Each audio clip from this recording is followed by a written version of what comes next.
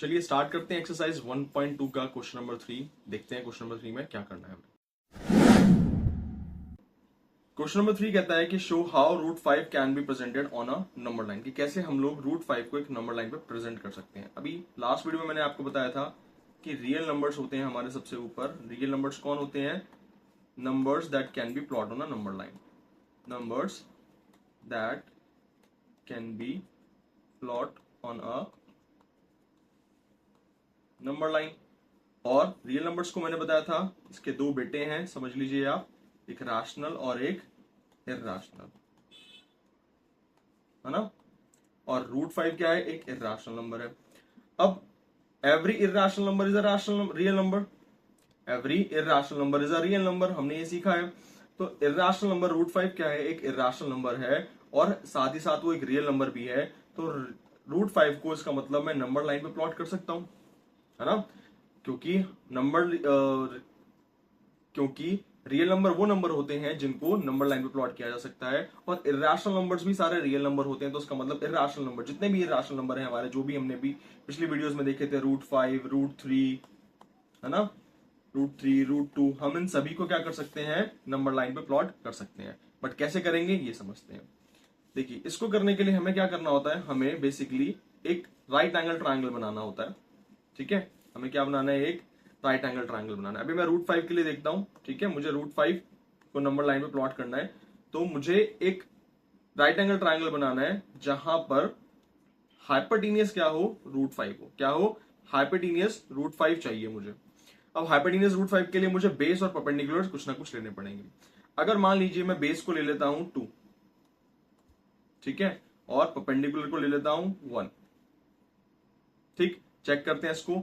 Pythagoras theorem हमें पता है क्या कहती है?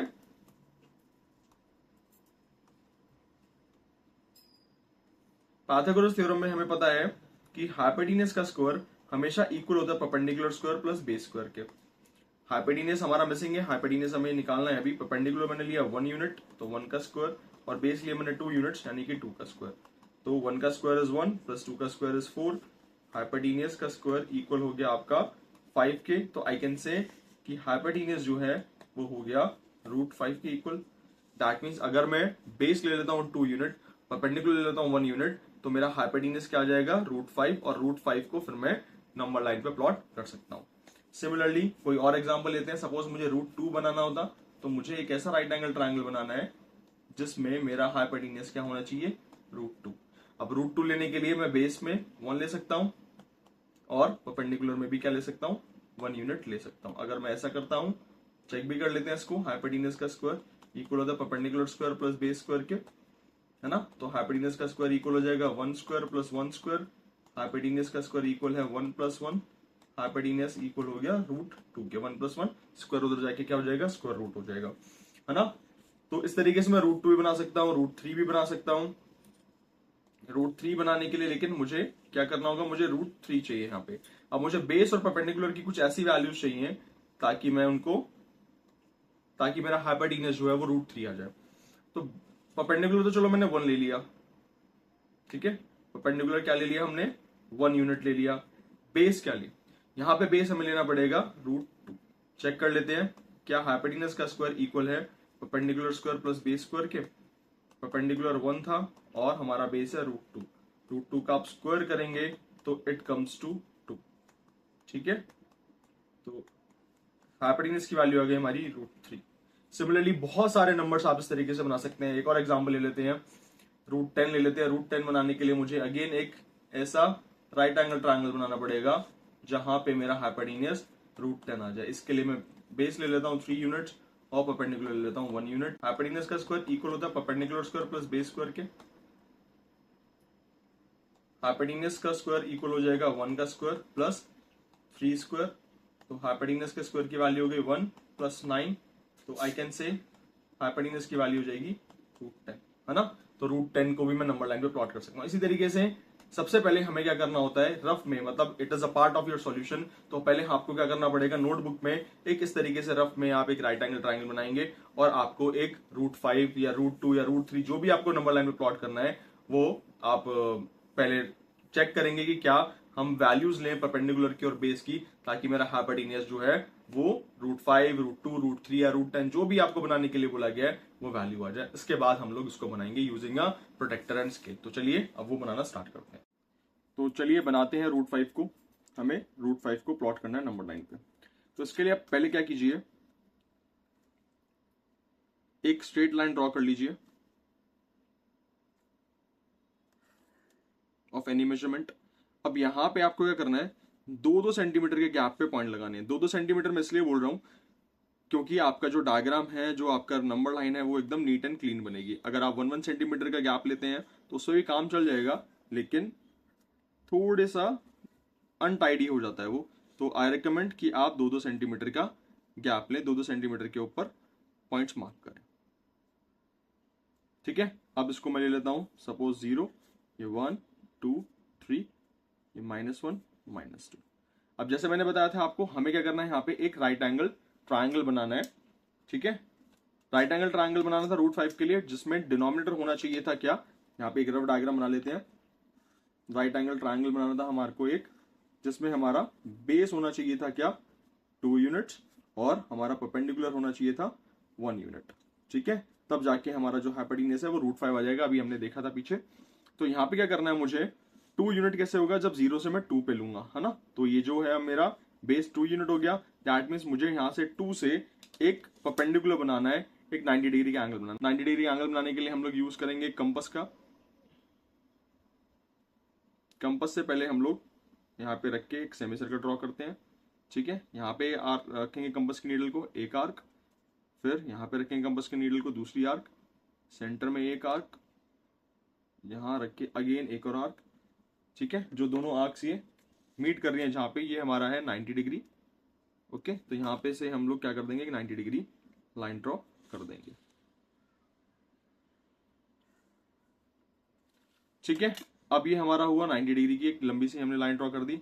अब जैसे मैंने बताया था कि हमने 2-2 सेंटीमीटर के गैप पे ये पॉइंट्स मार्क किए थे, तो यहाँ पे 90 डिग्री पे भी हम लोग 2 सेंटीमीटर के ऊपर एक पॉइंट मार्क कर देंगे। आप चाहें तो कंपस से भी ये पॉइंट मार्क कर सकते हैं, मैं डायरेक्टली स्केल से ही कर रहा हूँ। ठीक है, इस पॉइंट को नाम दे दीजिए आप पॉइंट ए, और 0 से इस ए को मिला दीजिए।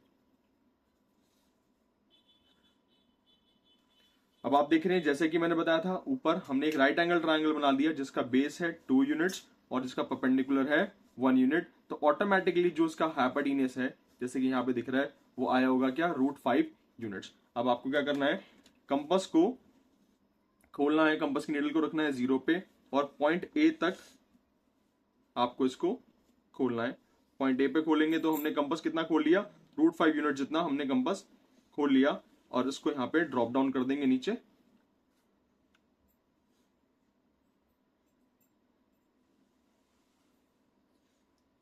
जहां पे ये पॉइंट आया है हमारा नंबर लाइन पे, इसको मार्क कर देंगे हम पॉइंट बी, कुछ भी ले लीजिए आपका, ये पॉइंट बी ही है आपका √5 यूनिट।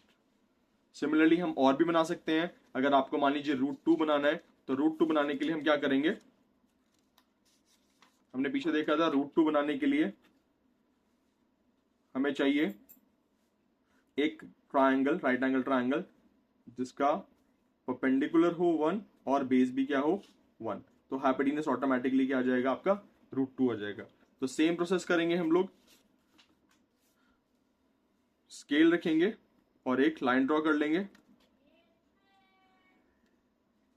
और 2-2 सेंटीमीटर के गैप पे पॉइंट्स मार्क कर लेंगे।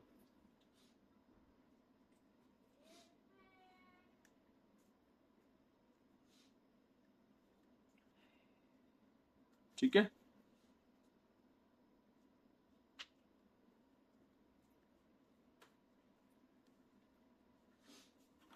ये 0, 1, 2, 3 ले लेते हैं इसको, ये -1, -2।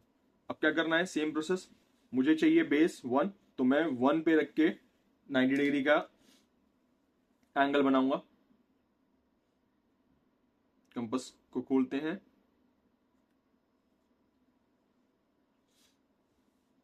नाइन्टी डिग्री का एंगल बनाएंगे एक,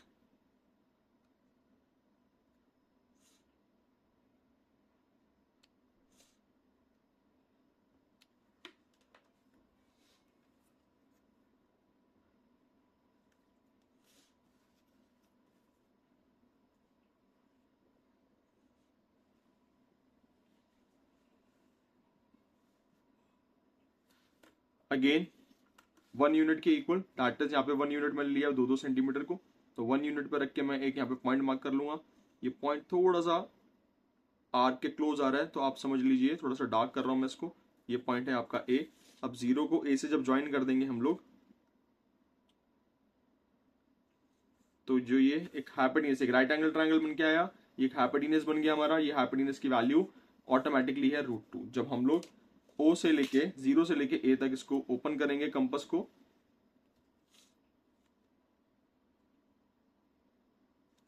और नीचे ड्रॉप डाउन कर देंगे, तो जिस पॉइंट पे ये आ रहा है, दिस पॉइंट इज आर √2। इस पॉइंट को भी ले लीजिए आप, ये पॉइंट है आपका √2।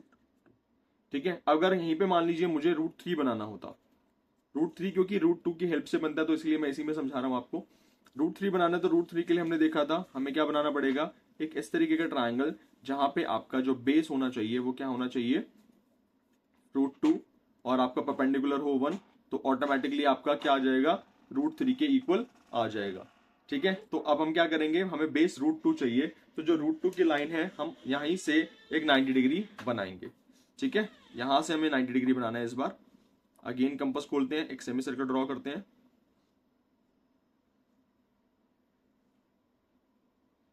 ठीक है।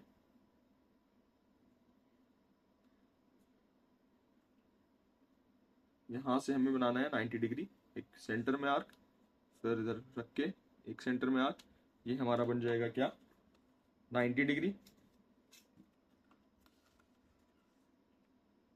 ज्वाइन कर देते हैं इन दोनों पॉइंट्स को।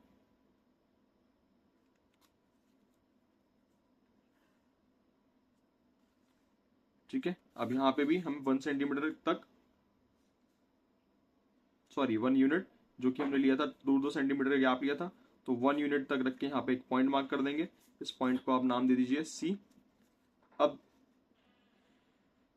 0 से सी को ज्वाइन कर दीजिए।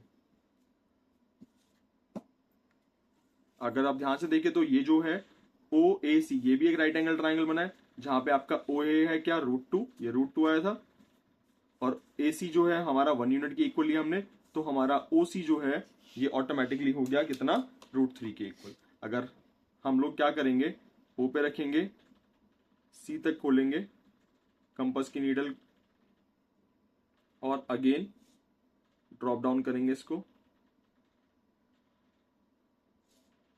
तो जहां पे ये आया है, this point is your point D and it is your √3। तो इस तरह से आप कोई भी रूट का नंबर, स्क्वायर रूट का नंबर नंबर लाइन पे प्लॉट कर सकते हैं।